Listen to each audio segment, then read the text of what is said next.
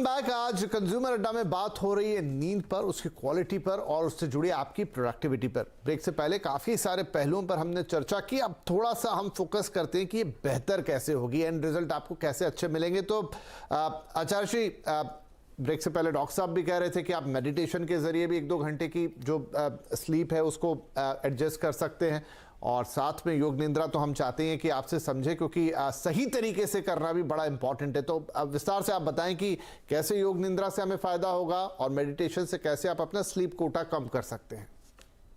जी विपिन जी, जब हम योग निद्रा की बात करते हैं तो बेसिकली एक 20 मिनट्स का प्रोसेस होता है, और भारत योग की योग निद्रा हमारे पूर्व राष्ट्रपति अब्दुल कलाम जी ने भी वंदनीय गुरुदेव से सीखी थी, क्योंकि जब वो साइंटिस्ट थे डीआरडीओ में हम लोग कार्यक्रम किया करते थे और उनके पास इतना समय नहीं होता था कि वो बहुत अधिक सो सके, तो उन्होंने अपने टाइम को सेव करने के लिए इसको सीखा। पूरा तो यहाँ पर एक्सप्लेन करना थोड़ा जटिल होगा, लेकिन इतना जरूर कहेंगे कि बहुत सारी ऐसी गाइडेड योग निद्रा भी हैं। आप YouTube पर हमारी आचार्य प्रतिष्ठा योग निद्रा डालेंगे, लेकिन गाइडेड हमेशा 10 मिनट तक करें।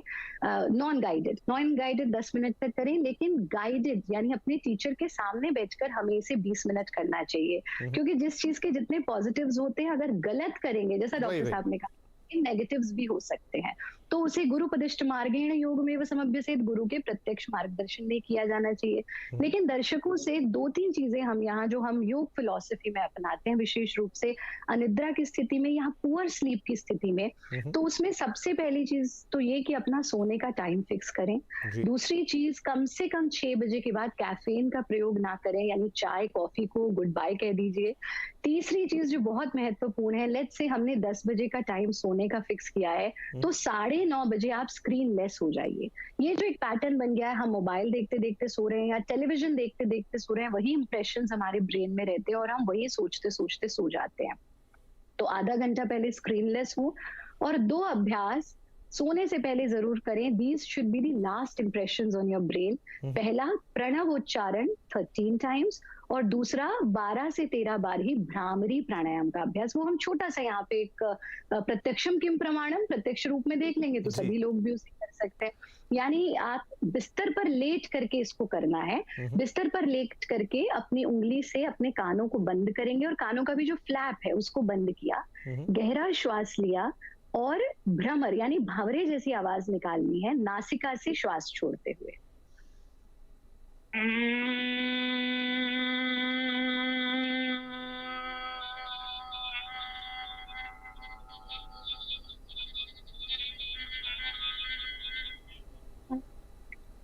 फिर से गहरा श्वास लिया, इसे दोहराया 12 से 13 बार ये, और 13 टाइम्स प्रणव उच्चारण यानी आसन लगा के बैठे, गहरा सांस लिया,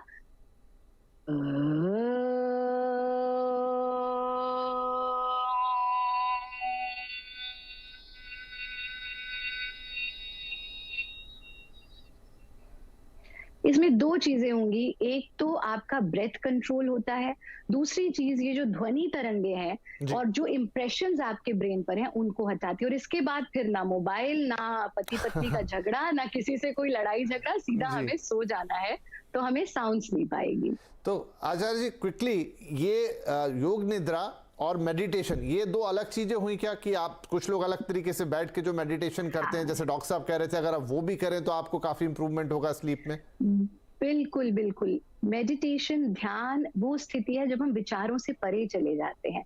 योग निद्रा में हम कॉन्शियसली पंजे से लेकर के टॉप ऑफ द हेड तक लेट करके अपने एक एक अंग को रिलैक्स करते हैं, and then we reach the state of trance. दोनों थोड़ी सी भिन्न होती हैं और दोनों का ही प्रभाव बहुत अधिक है, लेकिन योग निद्रा का प्रभाव विशेष रूप से स्लीप के लिए बहुत बहुत, उसका नाम ही है योग निद्रा, तो वो योग स्लीप है, वो हमारे लिए बहुत लाभकारी होती है। निश्चित रूप से मेडिटेशन ध्यान का भी प्रभाव हमें अनिद्रा की स्थिति में बहुत हेल्पफुल होता है। राइट। तो राशि, क्विकली, अब मैं ये तो नहीं कह सकता कि सारे लोग सूर्यास्त के बाद खाना ना खाएं, बहुत सारे लोगों के लिए पॉसिबल नहीं है, बट फिर भी आप कितना पहले उसको खा लें, और अगर कोशिश करें कि ये सब चीजें ना खाएं, अगर आप ये सब क्विकली बता दें, क्योंकि उसका काफी गहरा असर होता है नींद पर। अगर तो वो लोग अपने सोने से 3 से 4 घंटे पहले खाएं, और एक तरह का प्रोटीन जरूर खाएं। अपने खाने में। और बहुत भारी, जैसे कि हम लोग, हमारी अक्सर आदत ये होती है कि सुबह नाश्ता हम करते नहीं, लंच हमने ठीक ठीक खाया, कभी खाया नहीं खाया, बे टाइम पे खाया, और डिनर पे जब हम बैठते हैं तो हम बिल्कुल फीस्ट लगा के बैठते हैं, जिसमें हम परांठे भी खा रहे होते हैं, हम बटर चिकन भी खा रहे होते हैं, या कोई हैवी ग्रेवीज खा रहे होते हैं। इतना भारी खाना रात के टाइम पे हमें नहीं खाना होता, क्योंकि हमारी body is not going to use it. So it is best to avoid and have simple home cooked food. घर में जैसे एक साधारण दाल रोटी सब्जी बनती है, उसी तरह से खाना, और एक ही तरह का खाना, या तो रोटी खाएंगे या हम चावल और दाल खाएंगे। अगर हम रोटी खाते हैं तो कोशिश करते हैं कि हम रोटी सब्जी के साथ खाएं, साथ में दही लें, और अगर दही नहीं लेते हैं तो रात को सोने, मतलब खाना खाने के 1 घंटे के बाद हम 1 गिलास दूध पी लें, ताकि एक सोर्स ऑफ गुड जी। प्रोटीन हमारी डाइट में आए।